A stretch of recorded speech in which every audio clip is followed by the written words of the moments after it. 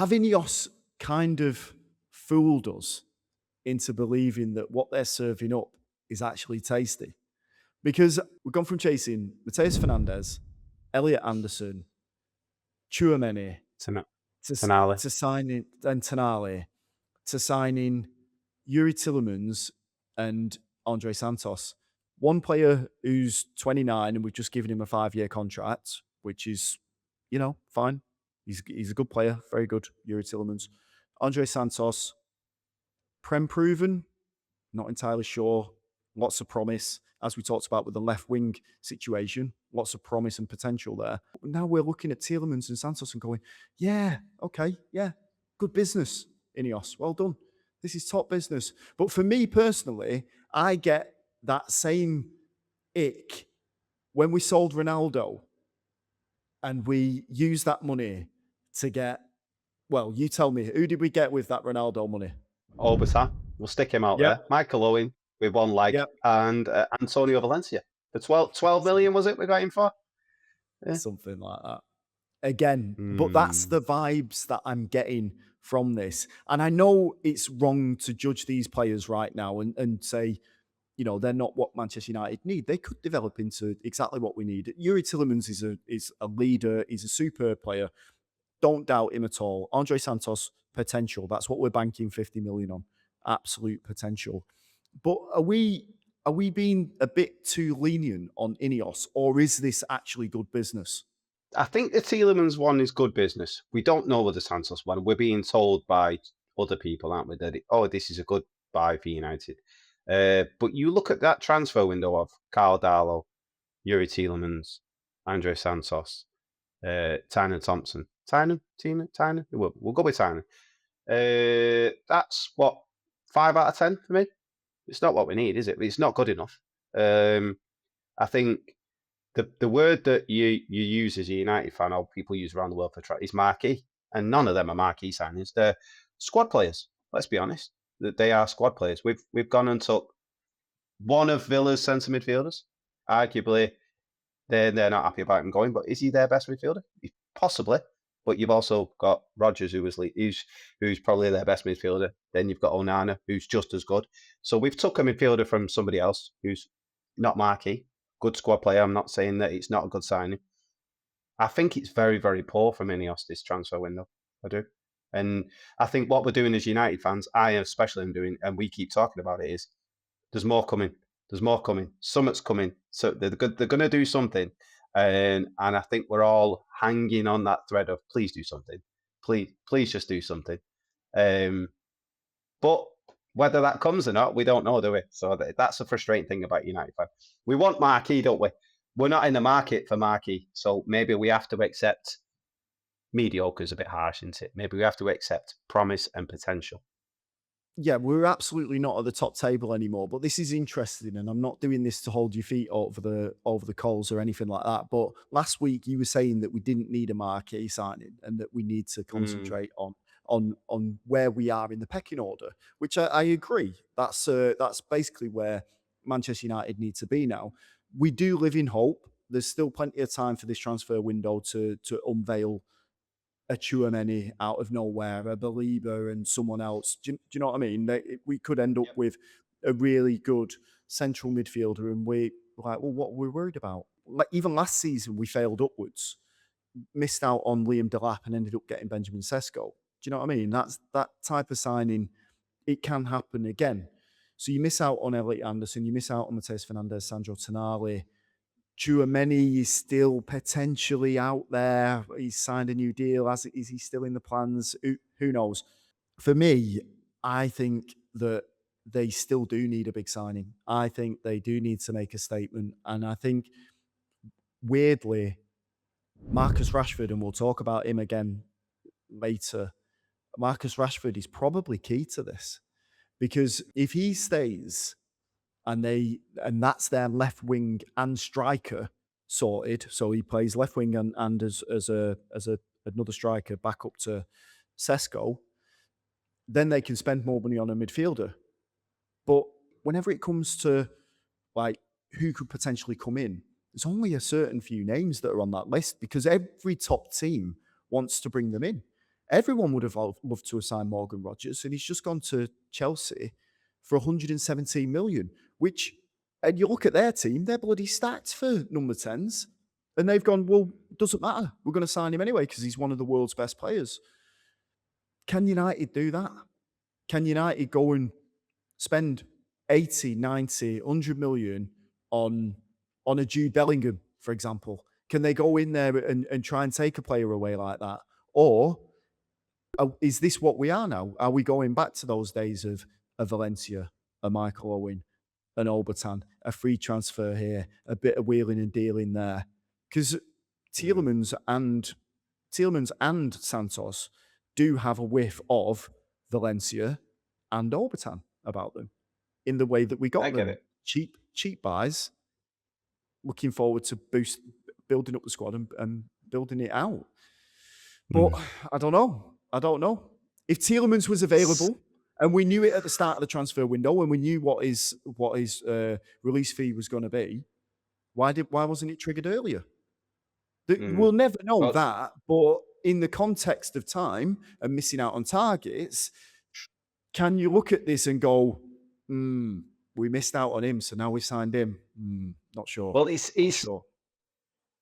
I know what you said about last week with the marquee signing. I think what's going through my mind now is I was out for, like I said, little Lynn's birthday, and as soon as that news comes through about Morgan Rogers, there's all of us on the table, and you go, wow. So we're talking about it. We're out for it. Can you believe they just done it? Can you believe that's what United should be doing? It should be world news when United go and sign a superstar, and that's what's frustrating. Why can Chelsea offer him that much money? Why can Chelsea do this?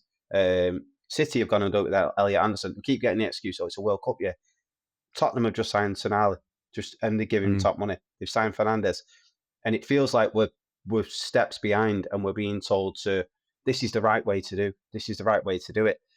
If Spurs would have signed Tielemans and Santos, and we'd have got Tonali and Fernandes, we'd be going, oh, well, yeah, you can have him. You can have Tielemans and Santos. We've got these two lads. This is brilliant. I feel like we've lost out. The Morgan Rogers one, if that news had come through, United have agreed a deal with Aston Villa, 117 million, we'd be on here now going, I can't believe that's a great signing. That's brilliant. Now we can push on and we can challenge for the Champions League. We can challenge for the title. We're gonna and now we're looking at it going, Chelsea have just got him. We've got Cole Palmer there as well. That's another one that we're going to struggle for top four. If we only get, and now, but as we've just done, we've spoke centre-back partnerships week. We need a left-back. We've always needed a right-back. We still need a proper centre midfield signing to come in. We're talking about the left-wing position there. We're saying Dorgu and Cunha are the main ones. I've already said that's not good enough to win you a league. We still need a striker. Ahmad's on about leaving on the right wing, and Bumo didn't look great at the weekend. So now you look at it and going, with these four lads that have come in that I've spoken about, are we going to struggle for European football again? And they've done this before, the ownership, haven't they? We've got top four before, and they've never kicked on and got what we needed to go and challenge for everything that we need to. And then we miss out on it again. Then we sack the manager, and then we start all over again. Go and do the proper thing in the transfer window. We get wound up here now. They're not doing it, are they? Because we're skint by the sound of it compared to these other clubs that they're not bothered about financial fair play, not bothered about 115 charges. They're just going to go and spend the money anyway. But United are now shopping at car boots. Well, the blue side of Manchester are apparently going to drop 100 million on Ayub Buadi as well, which is mental. Because the market has completely been distorted. But the issue is that you can't just sit by and go, well, we've got to get our bargains and we've got to spend the money correctly in this way, because we can't compete at the top level. You get left behind, Nathan, don't you? Exactly. That's exactly what I was going to say. You just get left behind. If you are the ones that are penny pinching, you can't attract those top players anymore. It's why we keep hearing the same rhetoric around players that come. Like Tielemans, he wanted to come to Manchester United. He pushed for the deal. All right, fair enough. Santos didn't want anywhere else. He wanted to play for Manchester United. That's the type of profile that we want. We want these players that want to play for Manchester United. But at some point, you've got to convince them with numbers as well. Because if you want the best players in the world, then you've got to go out and you've got to go and sign them. Elliot Anderson was the person that Manchester United should have signed. They should have competed with City head to head, made a statement, brought him in, and then gone bargain shopping with the rest of the money that you've got. But I mean, he might have already had his heart set on going to Manchester City anyway. You never know these things. It's difficult to understand that side of it. However, what it felt like as a Manchester United fan is that they just went, all right, okay, see you later then. You go there. Oh, you're going to Same sign with Ronaldo? Tonali. All Same with right, Matheus okay. Fernandes. Same with those two lads. I think they frustrate me even more because we were all saying that they're top signings. And all right, Spurs, I'm hearing rumours, Spurs have overpaid, Spurs are panicking, Spurs, they're doing this. Well, they've gone and got two centre midfielders that are Premier League proven. Yeah. Tonali's already shown that he's probably Champions League level. They're what we needed. Okay, well, I wouldn't be saying, oh, we've given 250 grand a week, we've overpaid. Oh, okay, less. I said, we've got Yeah. two brilliant centre midfielders here now. And what we're talking about is Tonali, Tielemans. You'd say Tonali's better, wouldn't you? The Matheus Fernandes one, you can kind of go, you'd probably take Tielemans over him, to be fair, wouldn't you? Because of the level that he's played at in the past. But then the Andrey Santos one, you go, just because he's on less wages, it just doesn't make sense to me. I'm getting frustrated at the transfer window again. And then what we're also being shown is, look at this fancy new kit over here. Don't worry about these squad. Yeah. It's all right. Look at this fancy new kit. And it does my head in. Yeah. It just winds me up. But I'm just hoping there's something in the background being cooked up. I really am. What signing could Manchester United make that would make you happy right now? Like, as in, and the thing is, with Manchester United fans, with all of us, we're geared towards, right, next one. Who's coming next? Because that's just the nature of the transfer window, right? You want to see that your club is moving, is making positive strides. You want to make sure that Manchester United are going in the right direction. Is there a signing that they could sign today that would make you shut up until the season starts, where you go, right, fair enough. You go do what else you need to do. But yeah, that to me, that is top. Without Spurs, I was just thinking off the top of my head then, I have to lower my expectations because of the wage bracket, because they're not going to give people. If I said Harry Kane, they're not going to get him because of the money that they're willing to offer. So I think I said in the chat the other day, if we got Lewis Hall, Kone, and Somerville, I'd kind of go. But that's filling out the squad. I get that. I understand. But I'm talking about one player that Manchester United could go out and buy. Let's not use the they've got this wage cap. Yeah. Let's use they need this player. He's going to change everything. Who do they go out and get that would make you go, right, brilliant, superb, get at it? That would reinstall your trust in Ineos approaching this in the right way? I'm thinking straight away. I'm thinking of a forward, and I'm thinking goals. I'll say Cole Palmer, someone like that. If United went in and said, right, we'll give you 100 million for Cole Palmer, would that shut me up? Probably not. Exactly. I was thinking the exact same thing. I thought, no. Probably not. No, probably. I can't think of one player that would make me then go, right, we're ready to win the title now. I can't think of one. So the one that I would go for, exactly. Like, but I'm talking about one where you go, it's an Elliot Anderson level of money, Morgan Rogers level of money. The only one that I would even consider at this point and be like, right, okay, yep, they've got it, they know what they're doing, and that would be Tielemans from Real Madrid. If you go in and you say, we've bought an established French international who's been playing at Real Madrid, who's won a lot, and he's coming in and he's going to be the central midfield pivot alongside Tielemans, alongside Kobe Mainoo, alongside Andrey Santos, I'd be like, right, that's it. Well done. 8.5, 9 out of 10 for the rest of the transfer window, lads. Is he though? I watched him in the World Cup, Nathan, and he looked awful. If I'm honest. He That's the didn't World Cup, look mate. good enough. It's the World Cup, I'm mate.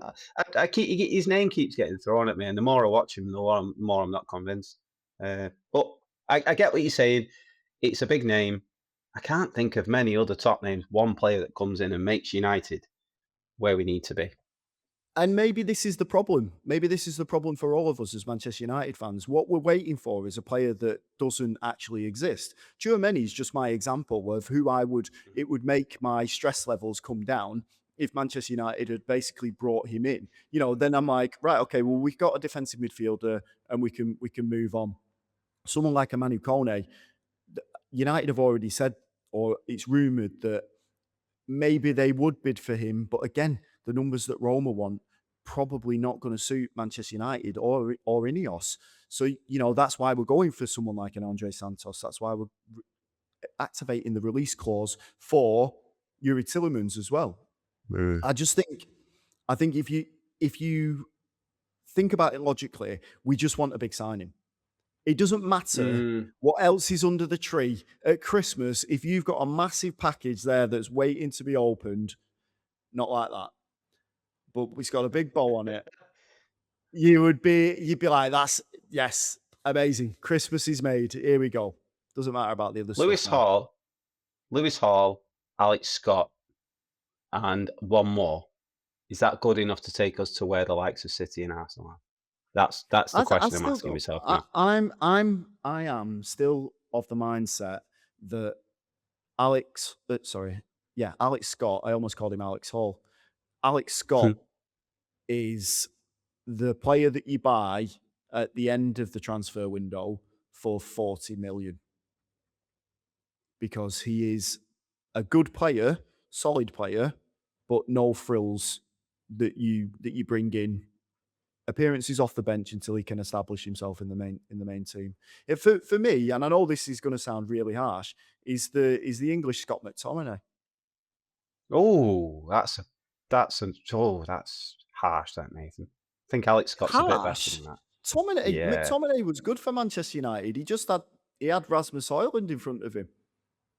Alex Every Scott's time a he better went into the footballer. box, I don't know. Do he you know won, what? has he won Serie A? Has he won Serie A? Has he got player? Yeah. Show us your badge. Show us your badge, Alex Scott. Where is it? I think what this all boils down to, I think the weekend showed it as well, that Bruno Fernandes is our hopes of everything, isn't it? If there's no Bruno Fernandes in this squad, we're really going to struggle. Please, Ineos, get us some proper top players through the door.